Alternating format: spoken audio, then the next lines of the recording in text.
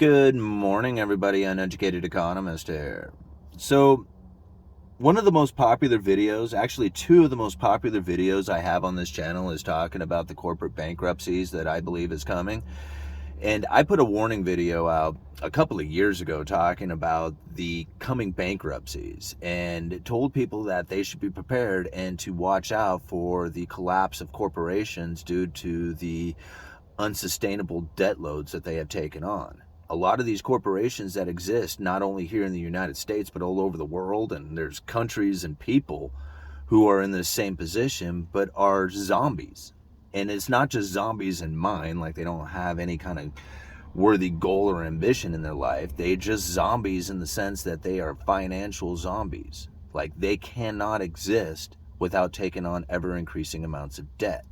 And the moment that they can no longer take on the debt, it really starts to show as the profits start to diminish and the bankruptcies or the fear of bankruptcies really start to flourish amongst the damaged corporations that are out there. Now, I guess probably one of the biggest concerns that I have right now is how this is going to impact a lot of the retirements that are out there, the pension funds, the insurance companies. There is a lot of what they refer to as collateralized loan obligations, CLOs. And these collateralized loan obligations could be the equivalent of the collateralized debt obligations that had really taken down the financial markets along with the mortgage market back during the financial crisis. Now, it gets really complicated really fast on how all this stuff is kind of all teetering upon itself. Like it's all a matter of how much more can the people take on as far as a debt burden, like debt saturation. Once you get to that point, like what happens then? So right now we are running into business cycles along with the Federal Reserve in an attempt to try and bring down the inflation impacts that are hitting the economy. And all this combined, the efforts of the Federal Reserve and the business cycle taking place at the same time, is going to put such a burden on these corporations. I can't help but to think that we are going to have bankruptcies, like we are going to have corporations failing from this. Unless the Federal Reserve has some sort of trick up their sleeve as far as being able to further provide funding to these corporations, like somehow get the investors to go out there and loan these corporations money, I just don't see how it is that these things could possibly continue on existing without like either funding from the Federal Reserve somehow or investors pouring into this debt. Like they would have to feel confident inside of these corporations to be able to pay back that debt in order for them to attract the investor. And if they can't attract the investors from their good business models that they have out there, then they have to attract the investor with higher interest rates. And higher interest rates means that they are taking on higher risk.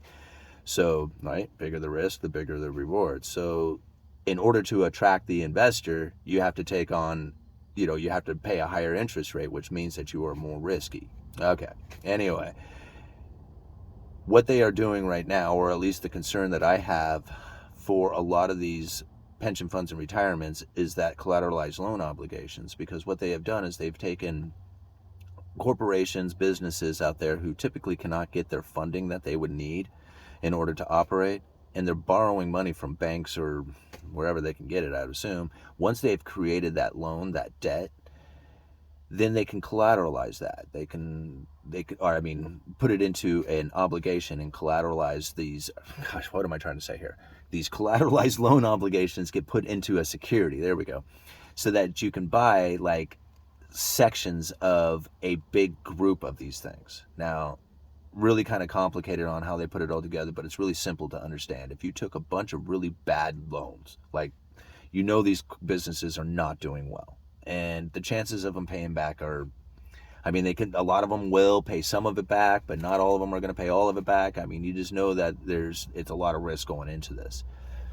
But they take all these loans and they throw them into a box, and then they dice it all up, and they give it different, what they call tranches, and it's tiers. So as all these businesses go to pay back their loan, people who had invested into this collateralized loan obligations at the highest tier, they get paid first. So the chances of them getting paid are really high because most businesses are going to be paying some of their loan, if not, paying on time.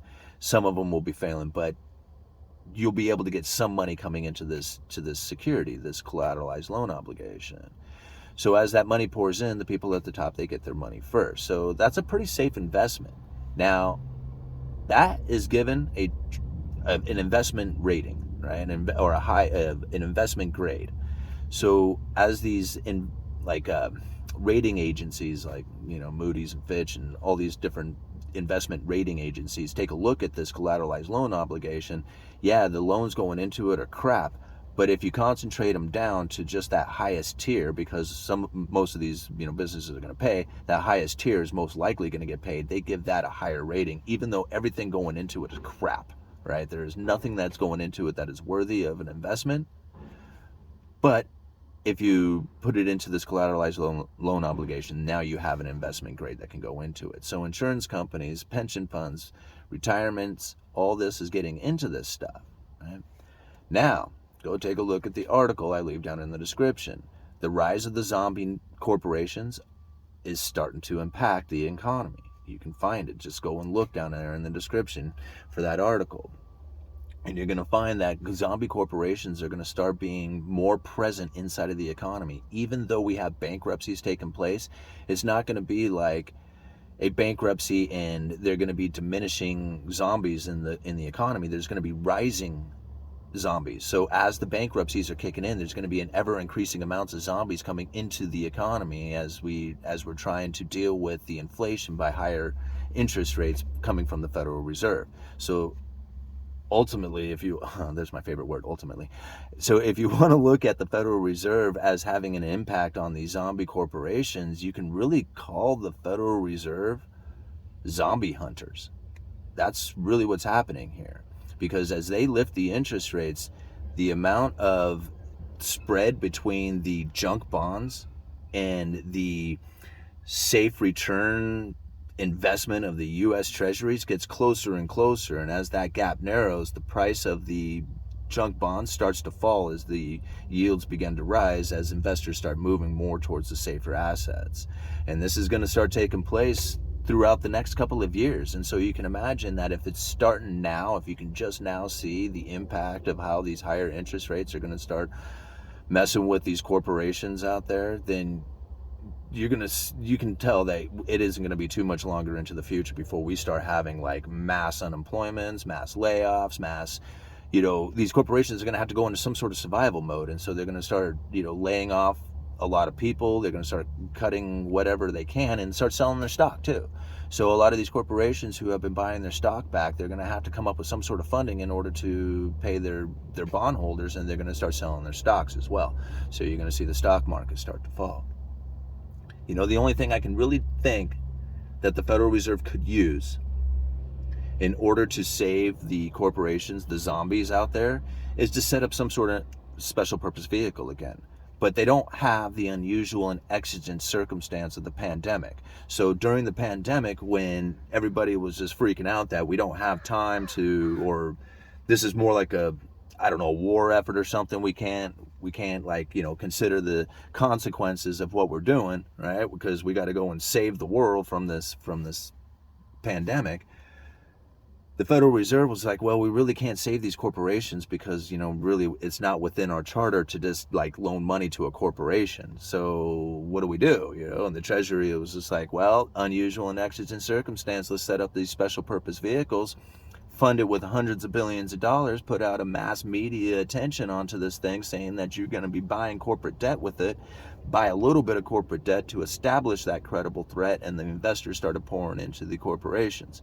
So this is what happened during the pandemic. So as the investors were trying to front run the Federal Reserve by buying into that corporate debt, it funded all these corporations. They gorged on this cheap interest rates that were being provided by the Federal Reserve, even announcing that they were going to be buying corporate debt, loaded up on the quantitative easing, dropping the interest rates, providing the environment for these corporations to gorge on that cheap debt. They did it, and now here comes the consequences from that. So what we are going to experience going into the future is probably going to be really painful for a lot of people in very unusual ways. Like, they were not expecting, like, I if the collateralized loan obligations begin to fail, and the credit default swaps that kick in from that, like the insurance policies that cover those things, we're going to find, like, combined between these two, it'll make the great financial crisis look like it was nothing. Like, it was like easy game. If this spreads, which I really sure it will, to other nations, like the corporations in other nations are going to feel this exact same kind of problem, and then that starts moving into the sovereign debt itself, which I do feel that is going to take place. We can find that the entire world financial crisis is going to be overwhelmingly huge. And the idea of fiat currencies and the present way we know it as far as cash, I have a feeling that that will go away, and the rise of the central bank digital currencies and tokenizing of everything out there. Tokenizing, and somebody asked me what tokenizing meant the other day, and I guess the easiest way to describe it is that if you can imagine somebody who is, like, a good example of it came from a nickel mine in Russia, where this mine is only selling their nickel if you buy their token first. So you have to buy the nickel with a token this digital token. They can track every single piece of nickel that comes out of that mine through this tokenization. And if you can kind of wrap your head around just a little bit of that, like, to be able to purchase something from somebody, you have to buy their token. Okay. And these tokens are convertible through other digital assets. I'm not going to get too deep into it, but this is what's coming to us, guys. They're going to pull cash out of the system during the next financial crisis. It's going to be a worldwide sovereign debt crisis. It's going to take down corporations. It's going to take down pension funds. And that's going to be like that's going to be the one that really impacts the people. But the overwhelming reset, because this is what everybody's talking about, is the great reset. This is really where I feel it's going to be moving towards, is moving into these digital assets, tokenizing of everything, labor, services, commodities, everything will be on that digital ledger system, and they will have eventually pulled cash completely out of the system. But you can see right now, I mean, I guess this video is more about those corporations and the zombie corporations that are rising due to the rising interest rates. So as this continues, you're going to find that more corporations are going to be